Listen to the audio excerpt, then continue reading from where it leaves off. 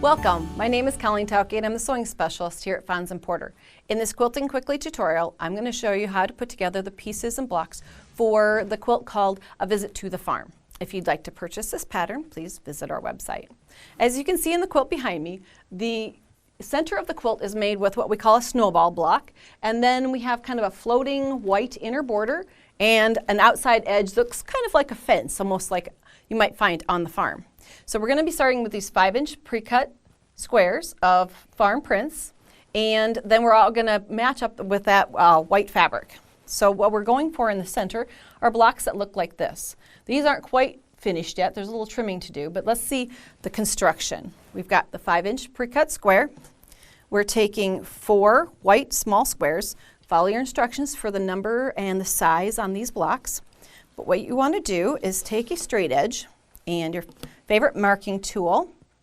Now it kind of depends, if you were to change the colorway and you're going to use a dark fabric, you're going to need something that will write on a dark fabric. Here I can use a dark pen on the white background, and I'm going to mark corner to corner across my block.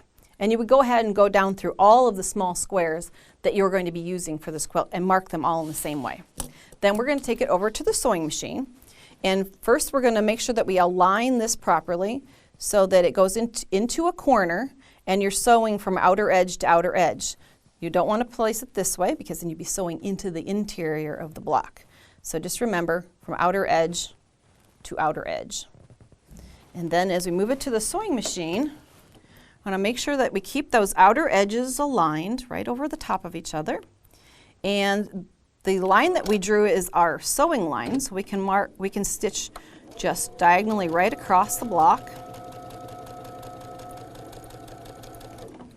Okay.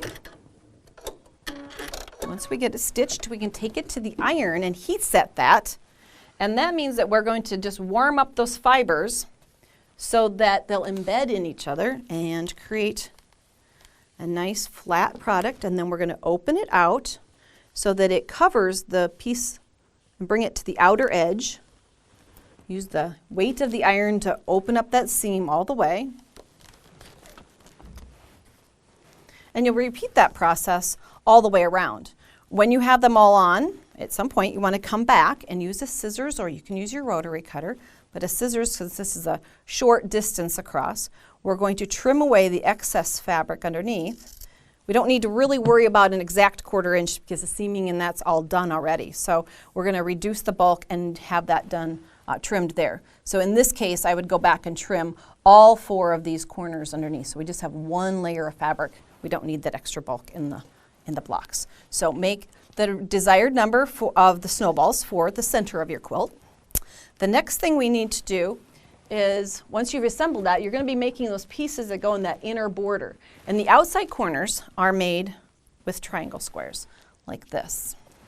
And those are then also cut from the 5-inch pre-cut. The nice part about using a pre-packaged set like this is all the colors. You get a little bit from each of the fabrics in the collection. So you don't have to go purchasing a whole bunch of yardage.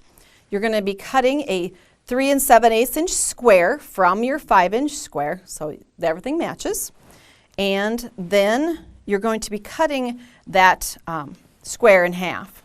So I've got one I can lay out here so you can see that this was a square. It's cut in half. You're actually cutting down to triangles. Because you only need 4, we're having you actually cut pieces like this and then matching up each of these with a white square, same size, and seaming them together.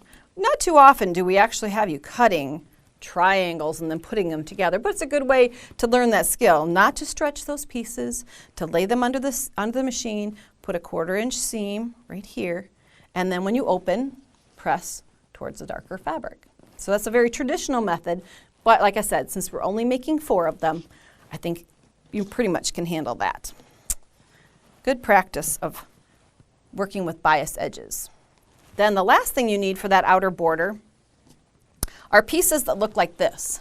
There are 2 different combinations here. If you notice, the white is in the outside edge of this one. It's kind of a rail fence block, and the white is in the center of this block. The instructions will tell you how many of your leftover pieces you need to cut into 1.5 by 3.5. So you're going to take some bars off of it. And you're going to then have a stack of various prints in the small bar, and you also need the white. And then you make the desired number. It'll tell you how many of each style to make. So you go ahead and just join those pieces together with a simple 1/4 inch seam, making sure that you stop to press as you put one on one side. Go and press the seam towards usually towards the darker, so towards the print, and then add the third bar, and you have pieces that look like this. Once you get all of your pieces and parts created, then it's time to lay out your quilt. So then it's just to basically follow the diagrams and the instructions, put together the center portion of the quilt, add first inner borders, pieced outer borders, and then a final white border with a wonderful navy blue finish on the binding. If you'd like to see more of our Quilting Quickly tutorials, please visit our website. Thanks for joining me today.